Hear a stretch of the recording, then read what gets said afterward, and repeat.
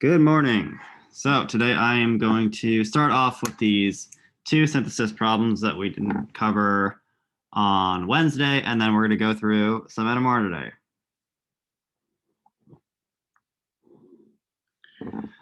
Okay, so let's start with the second one, same as we did the first one at the end of Wednesday.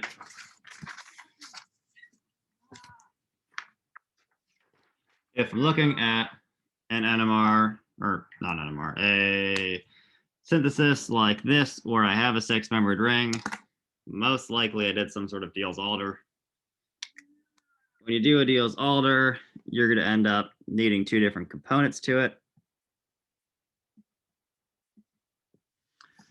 And those two components should come from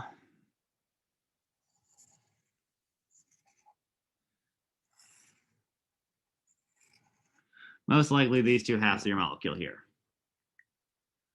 If I look at my starting material, this one on the left, which has 1, 2, 3, 4, 5 carbons, makes a lot of sense.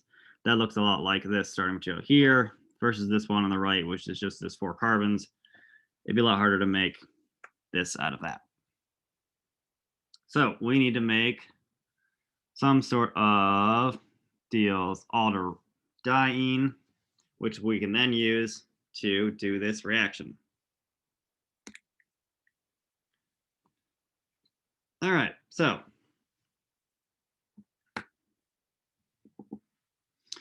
let's get started. We have nothing on our molecule currently. We're probably going to have to throw in some sort of radical reagent in order to get this started. So if I throw in Br2 and light, I can do a radical bromination.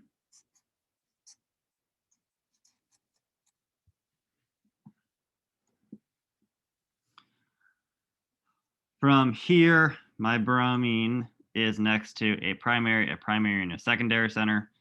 So in order to eliminate and get my double bond here, which is what I'm going to need in order to make a diene down the road, I'm going to need to throw in a small base.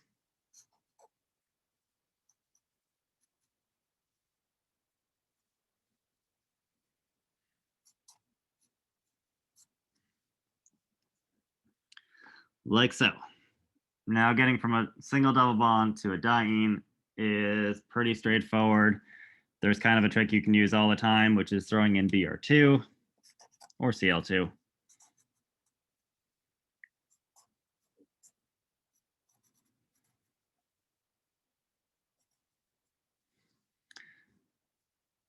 And then a large base.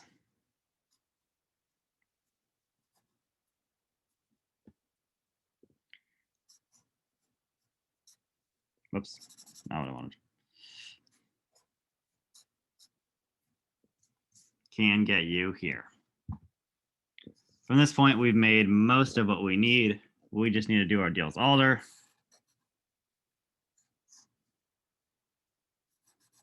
So we need our diene, which would be this other half here. We could make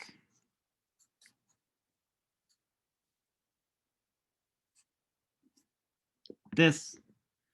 Throwing in H2 and platinum will reduce off this double bond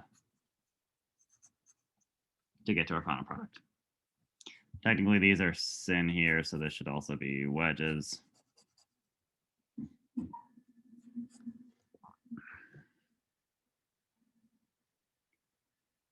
Okay.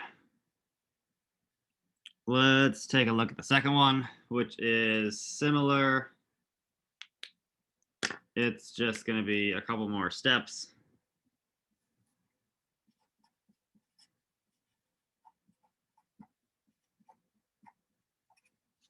And I gave you a stipulation on it, which I realized isn't really going to work at the end for adding those two ethyls, but it works for everything else. So I said this is your only carbon source, but you'll actually need a different carbon source for these two ethyls at the end. So that was my mistake for this one. I'd give better instructions on an actual exam. But let's get started on this one. So again, it looks like we're doing a Diels-Alder. We've got two different components to our reaction. This would be our diene component. This here would be our diene file. They both come out of cyclohexenes. So we probably need to make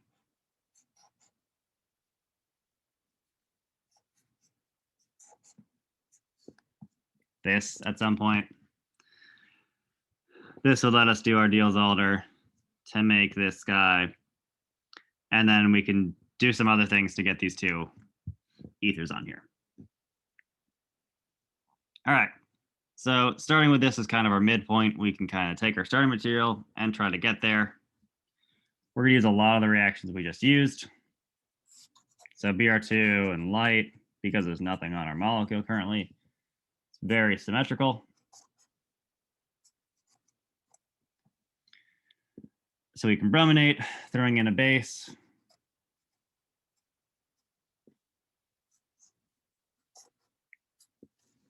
Gets us to our dienophile, so that's nice.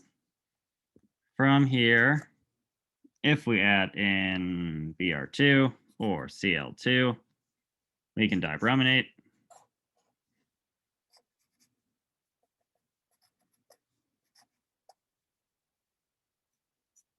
And then a large base.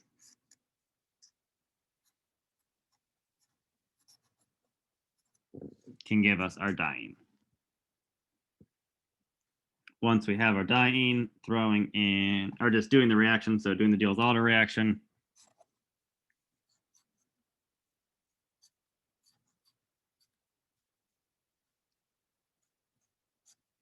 gives us the majority of our skeleton.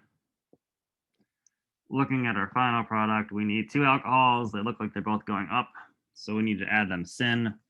So that would be either osmium tetraoxide and water, or you could also do this with KMnO4 and water.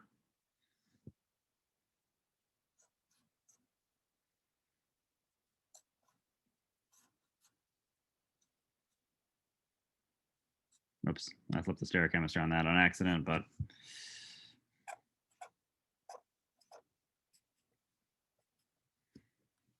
that'll give you the diol version of this. And then to make these into ethers, throwing in the base and something to do an SN2 with. So ethyl iodide, our NaH will deprotonate at this position here. And then we're able to attack at ethyl iodide, kicking out the iodide and making ethers. And we'll do it for both oxygens.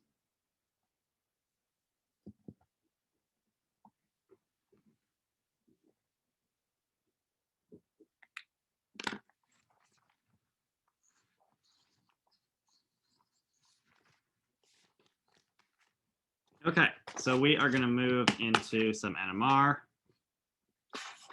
I would recommend on Canvas, under Files, there is an aldehyde ketone NMR worksheet under lecture notes.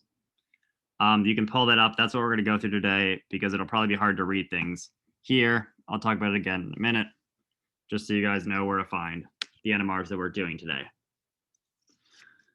Okay. As a bit of a review, if I have an alcohol,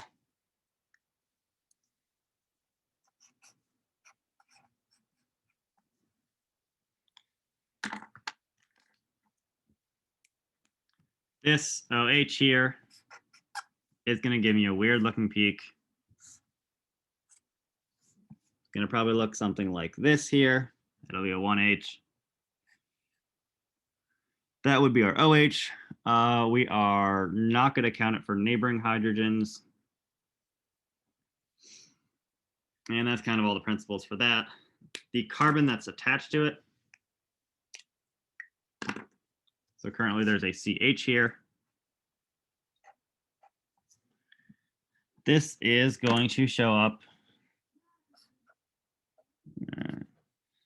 in the 3 to 4 ppm range.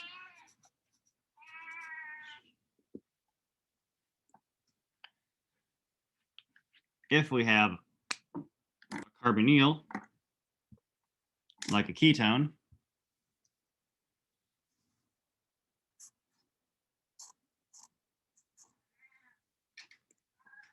This has two concepts to it. So the first one is that the actual carbonyl itself on a ketone has no signal to it.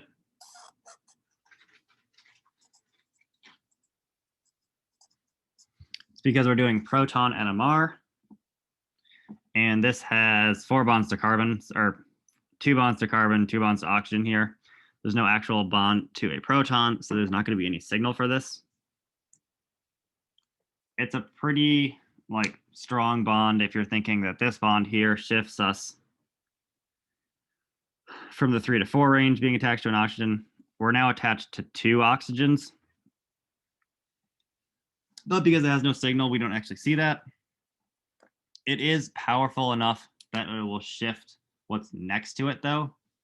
So this neighboring position, this 1 carbon adjacent to our carbonyl, are also going to get shifted because of how strong this double bond oxygen is. So these get shifted into the 2 to 3 range.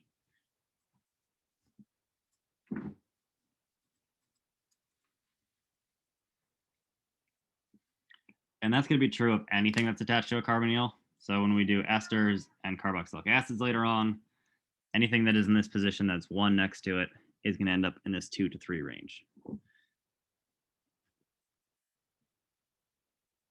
Oh, someone asked if we need to put excess back on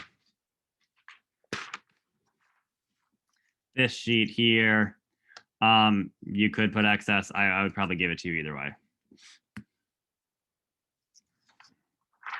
Okay, so other carbonyls that we're talking about right now are going to be aldehydes, which is a little bit different.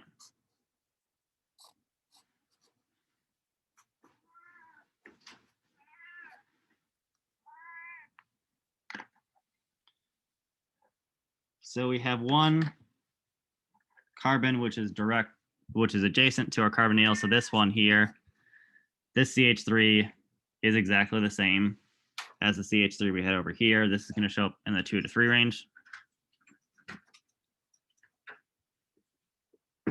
But our actual aldehyde proton, this one,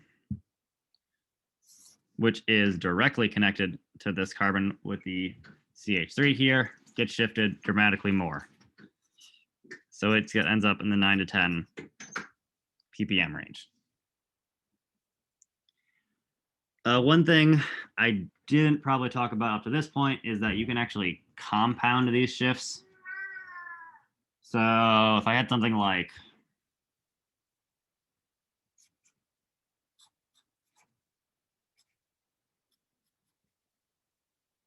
make it a CH2 and an OH here.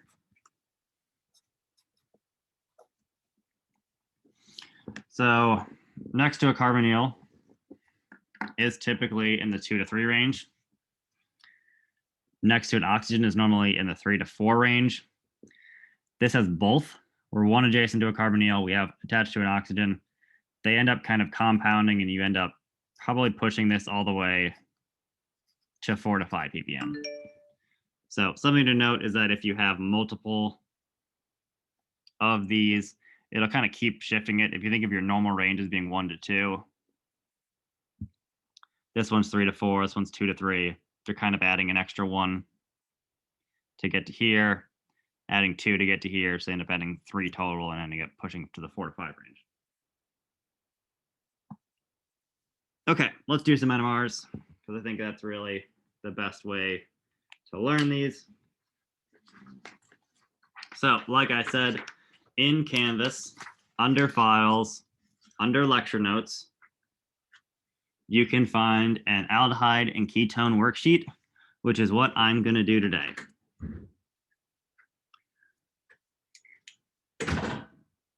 So that worksheet here, I am actually just going to give you guys a little bit of time to try to do this one. I will say that this got cut a little bit, but assume that this peak is kind of in that 2 to 3 range here. So I'm going to give you guys about 5 minutes to try to go through and do this one, and then we will go through it together.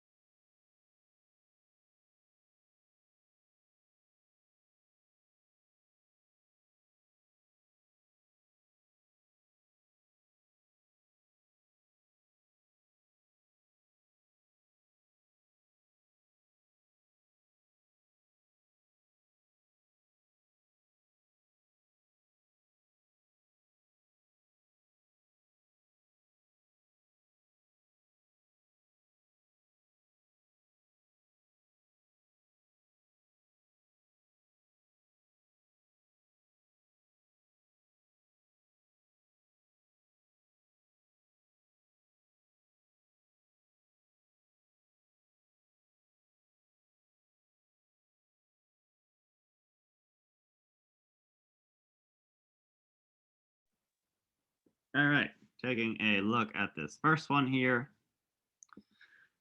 Let's just do our normal assigning. So we've got a CH, a CH3, CH2, CH3, CH3 here. Let's see. So now we've got, what is this? 1, 2, 3, 4, 5, 6 peaks here.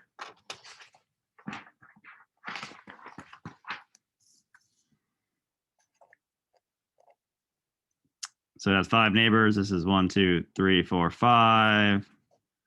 So it has 4 neighbors. This one has a singlet, so 1 with 0 neighbors.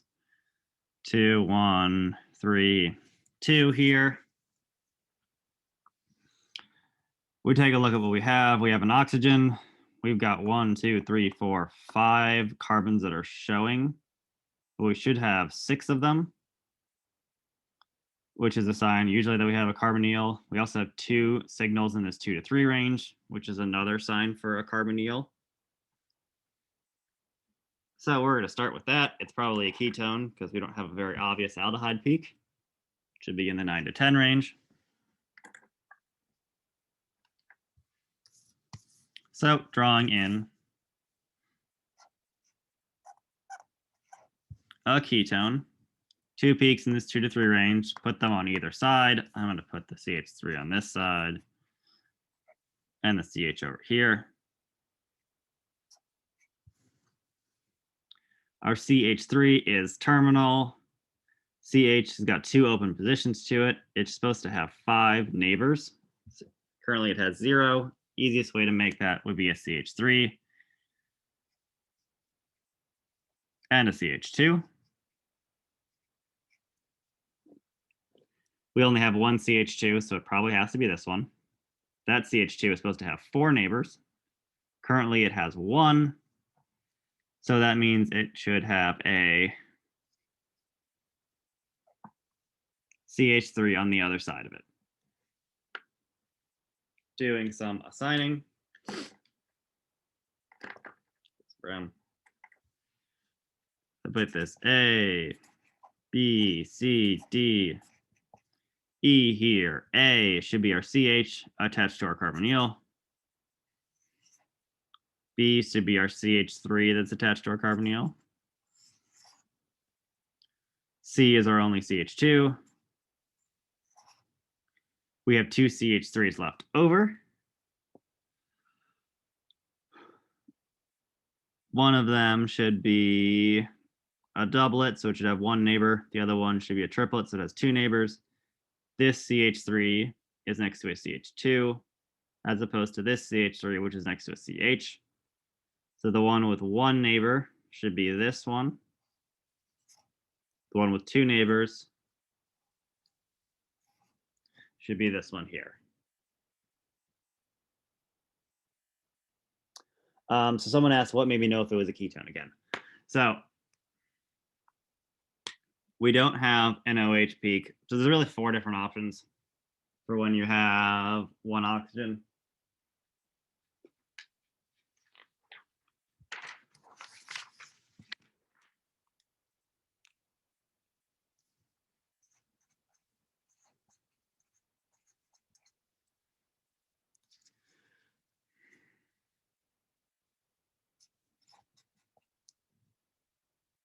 You can have an OH.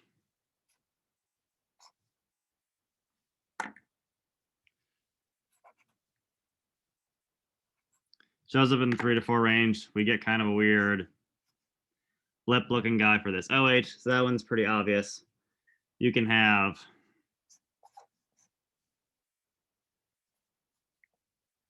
an ether. These are very similar. They're bonded directly to an oxygen. So this is also in the 3 to 4 ppm range. You can have a ketone, or you can have an aldehyde. The aldehyde gives you a nice signal between 9 and 10. So that one's pretty recognizable. These show up between 2 and 3. if I take a look at my molecule, for 1, I have peaks between 2 and 3, which is a good sign I have carbonyls. I also have an extra carbon. So there's 1, 2, 3, 4, 5 signals here. When I have a ketone or an aldehyde, or a ketone particularly, I always have this one, which doesn't give a signal. So if I'm missing a carbon, that's also another good sign that I have a ketone. I can eliminate that it's not an oxygen or an OH because it doesn't have this little guy.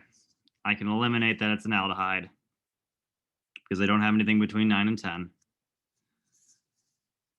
I don't have anything in the 3 to 4 range, so I can eliminate that it's an ether, and that's going to make sure that I just have a ketone here. So it's a little bit of like process of elimination. It's kind of just like logicking out where you have it, what you have where. Okay, I'm going to give you 5 minutes to do the next one. As a hint, there's 2 oxygens. We have one of these small broad signals here. So with that in mind, go through, try to do this one.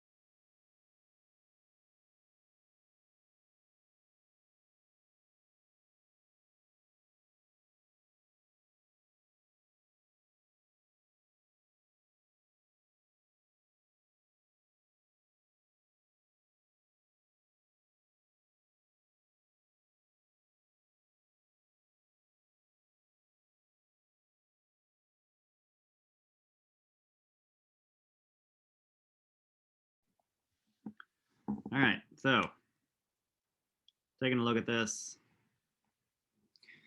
we most likely have an OH based on what this looks like. Blow her up there. We have a peak in the 3 to 4 range, which should be attached to our OH. We have 2 peaks in the 2 to 3 range, which are usually attached to a carbonyl. And then 1 extra peak. So let's break these down a little bit. So we have an OH, CH2, CH2, CH3, CH2 here. I'm going to kind of break it into 2 halves and then combine them together. So 3 to 4 range tends to be attached to our OH. Just going to kind of build that. So we have this. We also probably have a ketone because we have 2 signals in this 2 to 3 range. So let's build that also.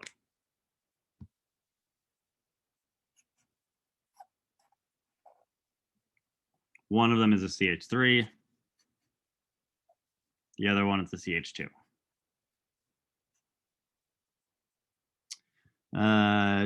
3, 2, 3, 2, 1, 0, 1, 2, 3, 4, 5. So it should have 4 neighbors. Okay. Our CH2 is supposed to have 2 neighbors, currently has 0. So that means it needs another CH2 on it.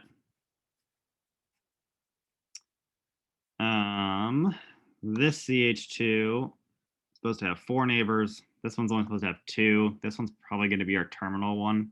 We're probably dealing with this one here. So in order to get 4, we currently have 2. That would be our other CH2 from over here. So throwing that on, which also has the OH on it, can get us to our final product. Breaking these down a little bit and assigning some names to them. Let's do that in green. Numbers to them, this would be A, letters, B, C, D, E here. We said A is our OH. That one's pretty simple. B is a CH2 that is attached to our alcohol.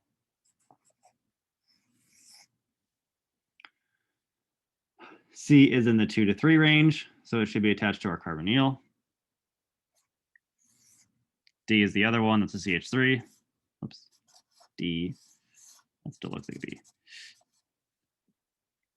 And then our last CH2 is going to be E here.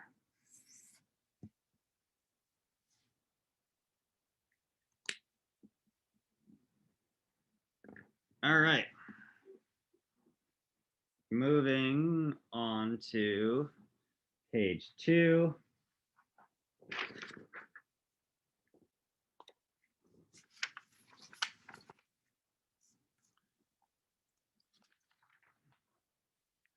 We've got a signal between 9 and 10. We've also got a BR, something to note. I think you guys should be able to do this one. So take 5 minutes, go through it on your own, and then we'll talk about it together.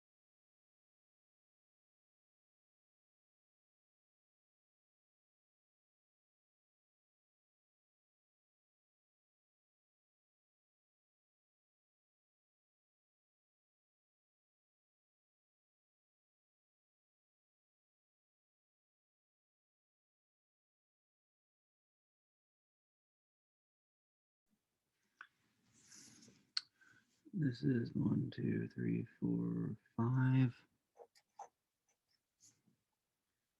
2, 3, 4, 5.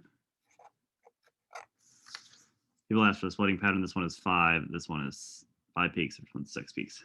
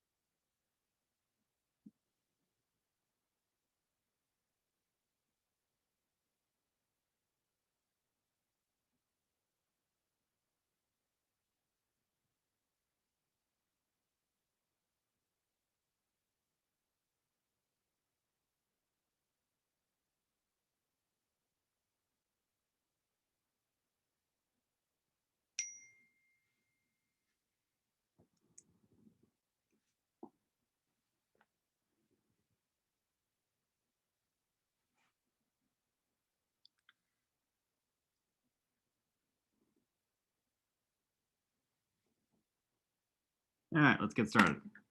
So we got 1 peak between 9 and 10. That's probably going to be our aldehyde. Well, we can draw these in. So CH, this is 2, 2, 1, 2, 1, CH3, CH3, oops, CH here. So let's start with our aldehyde.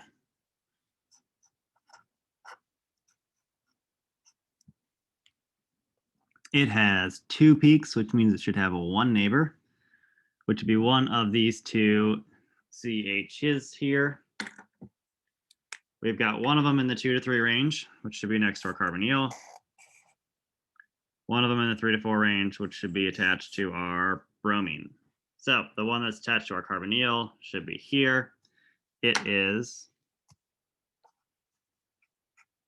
supposed to have 5 neighbors. It currently has 1 from the aldehyde. So it should have 4 more. We've got CH3s and CHs. So it's got to be 1 CH3 and 1 CH. Our other CH should be attached to our bromine. And it should have 4 neighbors. It currently has 1, so it needs another CH3 here.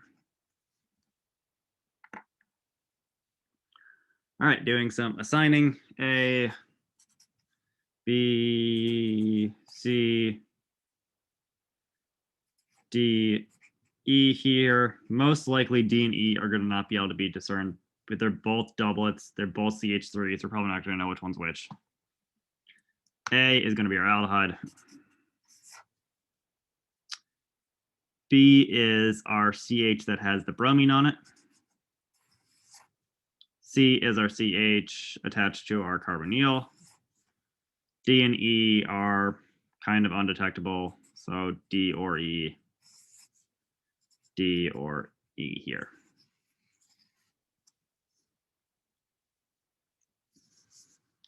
All right, I'm going to give you guys 5 minutes to do the last one. You guys should have everything you need. I can write out some peak numbers in case you guys can't see them, so I'll do that now. Let's see. So 2, 1, 3, 2, 1, 2, 3, 4, 5, 6, 7.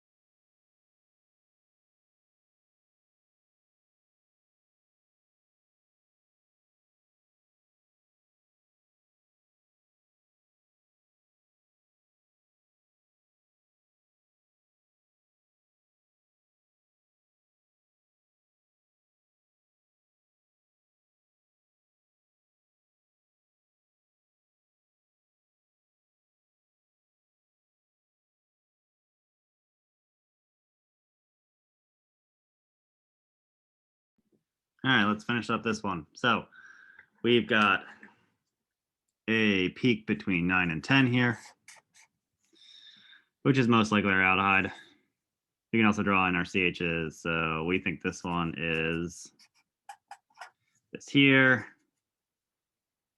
This is a broad peak, so it looks like an OH. We also have two oxygens. CH here, CH, CH2, CH3, CH3. We have nothing between 2 and 3, nothing between 3 and 4, and we have this one peak between 4 and 5 here. So most likely this is going to be attached to both our carbonyl and our oxygen. Seeing as we have both an oxygen and a carbonyl and nothing in the two ranges they normally go into. So we can probably start off with our aldehyde. It's usually a good jumping off point. It's supposed to have one neighbor because it's a doublet. So putting it as a CH.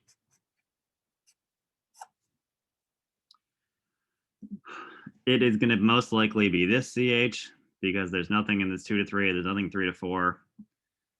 So it most likely also has our OH on it. From here, we're just going to be following normal rules. So we are supposed to have two neighbors. We currently have one from the aldehyde, so another CH. This CH is supposed to have 6 neighbors. It currently has 1 from the CH, so that's 5 remaining. So a CH2 and a CH3. And our CH2 is supposed to have 4 neighbors. It currently has 1, so it needs another CH3 here. Doing some naming or assigning. A, B, C, D, E, F, G here. A is going to be our aldehyde. B is our OH. C is going to be our CH that has both the carbonyl and the alcohol. D would be our other CH. We've got a CH2. There's only one option for that, so this would be E here. And then choosing between F and G. F is a triplet, G is a doublet. So F should be the one that's next to a CH2, which would be this one. And G would be our remaining one, which is next to a CH3 here. So someone asked if I can explain how I know where the OH goes. Yeah, so that's going to kind of take back to, where did I put that sheet? This sheet back here. So normally an OH would be attached to something that's in the 3 to 4 range. Our carbonyl is normally in something that's in the 2 to 3 range. If you have both of them next to a carbonyl and next to an OH, it shifts it even further down. So it can shift it down to this kind of 4 to 5 range. When I'm looking at the signals, I have nothing here between 2 and 4, which is my typical ranges for both a carbonyl and an oxygen. That means that this one that's in the 4 to 5 range most likely has both of them. So I know that the CH is going to be attached to this OH, as well as our CH is going to be attached to our carbonyl here.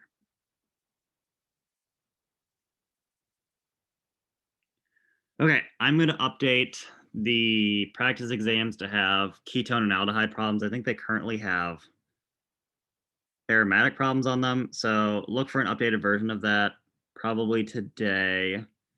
And then we'll go through those on Monday. And then the exam's on Wednesday. So Monday we will be back in the Lead Center. That's all I have for you guys. So have a good weekend.